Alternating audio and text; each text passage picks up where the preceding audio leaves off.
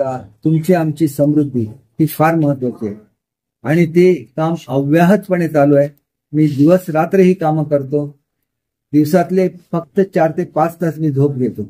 महाराष्ट्रातल्या अनेक जबाबदाऱ्या असताना सुद्धा माझ्या मतदारसंघावर मी कधीही दुर्लक्ष केलेलं नाही. माझ्या मतदारसंघातील लोकांचं हित हे माझ्यासाठी सर्वोच्च आहे. त्यांचं प्रेम हे माझ्या दृष्टीने सर्वोच्च आहे. मी गेल्यानंतर लोक किती आनंदी होतात हे माझ्या डोळ्याने बघितलेलं आहे. त्याच्यामुळे पुढच्या काळामध्ये मी तर सगळं काही केलेलं आहे. सगळं ज्यावेळेला पूर्ण होईल, अनेक प्रकल्प ज्यावेळेला पूर्ण होतील, तेव्हा लोकांना कळेल की हा केवढा प्रचंड हे काम आहे. परंतु तोपर्यंत मी लोकांना भेटू शकत नाही, ही जी खंत माझ्या मनामध्ये आहे. पुढच्या काळामध्ये निश्चितपणे मी मुख्यमंत्री महोदयांची चर्चा करतील. मुख्यमंत्री महोदय ज्याला सावंतवाडीला आले त्यावेळेला त्यांच्या तोंडून आपण ऐकलं असेल की महाराष्ट्रामध्ये कुठेही काही प्रसंग घडला तर मला तिथं पाठवण्यात येतं. अनेक कठीण जबाबदाऱ्या माझ्यावर ठेवण्यात येतात. परंतु या पुढच्या काळामध्ये मी त्यांना विनंती करेन की माझ्या कोकणातल्या काही विभागांची जबाबदारी द्या, जेणेकरून माझ्यावर प्रेम करणाऱ्या माझ्या मतदारांना मी भेटू शकेन.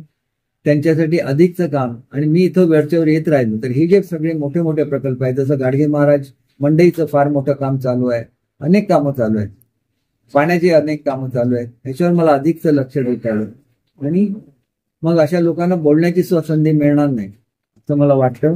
आणि त्याच्यामुळे सर्व लोकांना मी विनंती करतो की ज्या महायुतीने आपल्याला अनेक योजना दिलेल्या आहेत, अनेक लोककल्याणकारी योजना दिलेल्या आहेत, त्या महायुतीला आपण प्रचंड बहुमताने विजयी करा. माझी निशाणी ही धनुष्यबाण आहे आणि धनुष्यबाण निशाणीवर बटन दाबून आपल्या मतदारसंघाच्या विकासाला दिशा द्या एवढी मी विनंती करतो.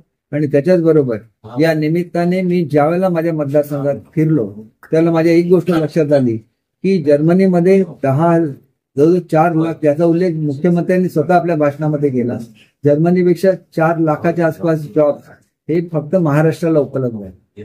आणि याच्यामध्ये जर 10-15 हजार मुलं माझ्या जिल्ह्यातली गेले तर मला आनंद होईल. आणि काल तर आपण बघितलेलं आहे की आज 2 मुली जर्मनीला गेलेल्या आहेत. पुढच्या 8 दिवसामध्ये आणि 8-10 मुलं जर्मनीला जाणार आहेत.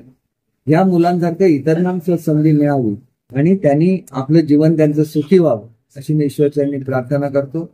आणि मी पुन्हा एकदा सर्वांना विनंती करतो की त्यांनी मला मतदान, त्या लोकांचं प्रेम आहे तेच रहस्य आहे. त्याच्यामुळे मी त्यांना सांगितलं, भाषणाला गेलो तर ते किती बोकडं कापतात बघा. शेवटी ते कापायला सुद्धा कोल्हापूर माणसं आणायला लागतं, तिथं पण कापून देत नाही.